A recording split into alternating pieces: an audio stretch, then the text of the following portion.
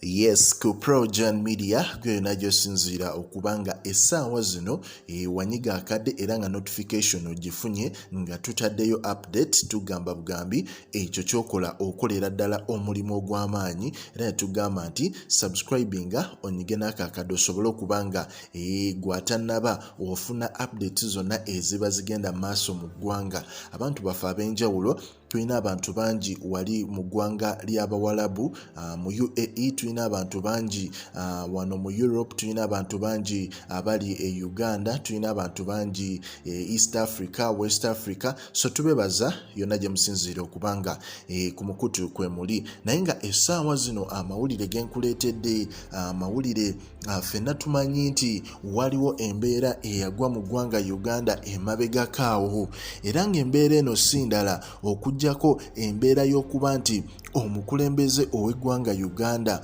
waliwo abaavaayo ne bamubika. Waliwo ekibinja ky'abantu ekyavaayo ne bagamba nti omukulu ono yagenze ennyindo gye zirembekera mukoka.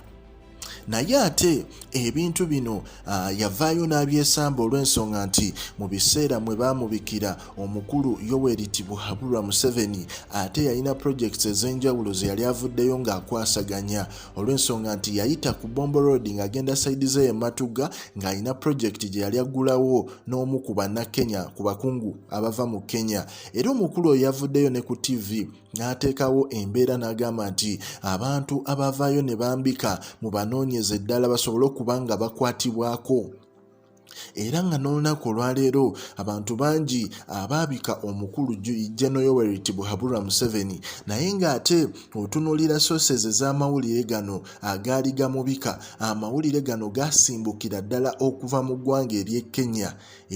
Olw'ensonga nti waliwo omu ku bloggers e Kenya eyavaayo n'akola statement n'agamba nti alabiddwako kulimu ku ddwaliro wali e Kenya. Amawulire ago ne gasaasaana ne gatambula social media yonna, ne gabuna social media mu buli nsonda.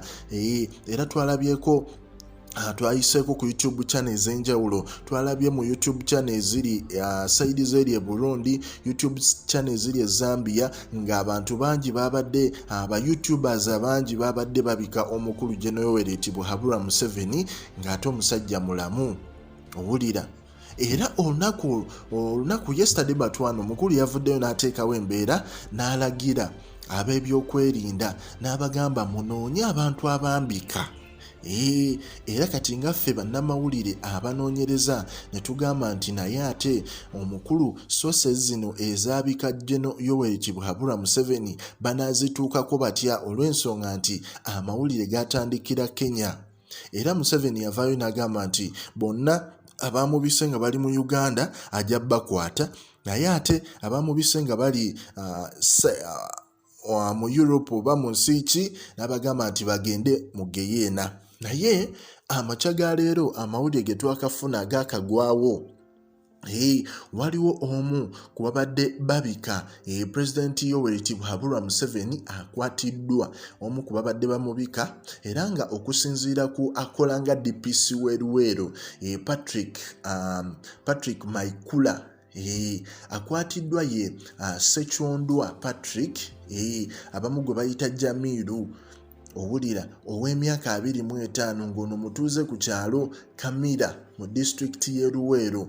Omukulu ono nga kigambibwa nti ye yabise omukulu General Yoweri Tibuhaburwa Museveni, era nga DPC w'e Luweero yasobodde okuba nga amukwatako. Tetumanyi mukulu oyo gye bigenda kuggwera, naye ng'ate president we yayisizza directive eno yadde mukambwe nnyo. Naye katusuubire nti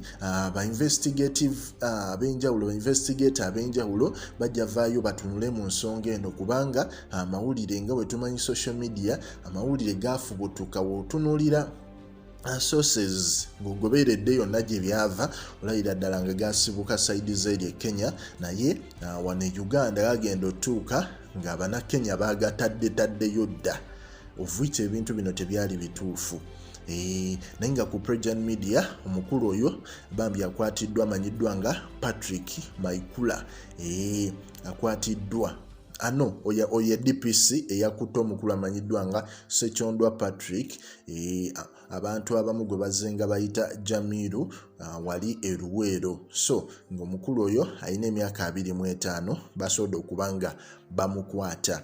Anyways, ku Prejan Media gwe yona gy'osinziira okubanga ku mukutu kwoli tugamba subscribinga onige n'akakado osobola okubanga updates zonna ezigenda mu maaso mu ggwanga ozifuna bulungi nnyo.